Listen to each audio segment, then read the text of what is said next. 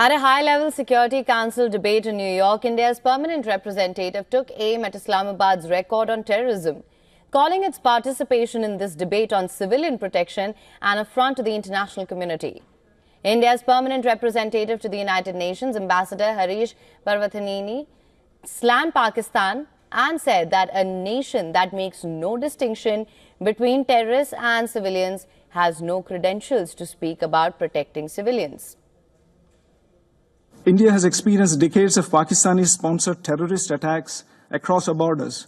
For such a nation to even participate in a discussion on protection of civilians is an affront to the international community. A nation that makes no distinction between terrorists and civilians has no credentials to speak about protecting civilians.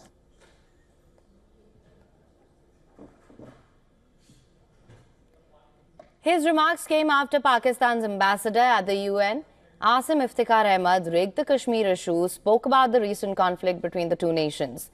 India's strong response to terrorism has found backing from global partners, particularly Germany, which voiced support for India's right to defend itself, especially in the aftermath of its Operation Sindoor counter-strike. We very much welcome the fact that a ceasefire has now been reached after the military exchange of blows and India's right to defend itself against terrorism. It is now crucial that this ceasefire remains stable and that dialogue takes place in order to find bilateral solutions to the conflict, taking into account the vital interests of both sides. This naturally and self-evidently includes effective cooperation in the fight against terrorism.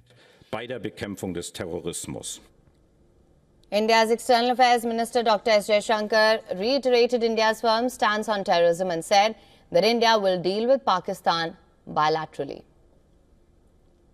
India has zero tolerance for terrorism. India will never give in to nuclear blackmail. And India will deal with Pakistan purely bilaterally. There should be no confusion in any quarter in that regard. We also value Germany's understanding that every nation has the right to defend itself against terrorism. Meanwhile, an all-party Indian parliamentary delegation led by Kani Modi is currently in Moscow to brief Russian lawmakers on the ground situation. A lot of misinformation which has been spread, and also that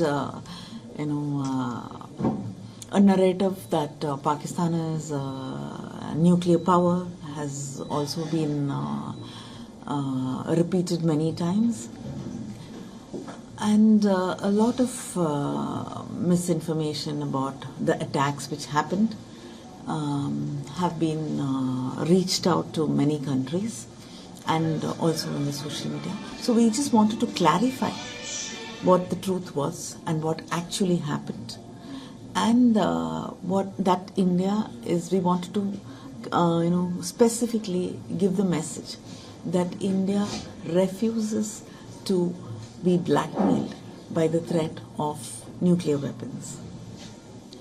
We will fight for our integrity. We will stand as one against terror attacks.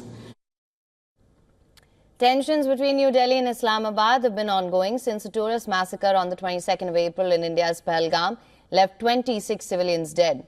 In retaliation, India launched Operation Sindoor and targeted 9 terror sites in Pakistan and Pakistan-occupied Jammu and Kashmir.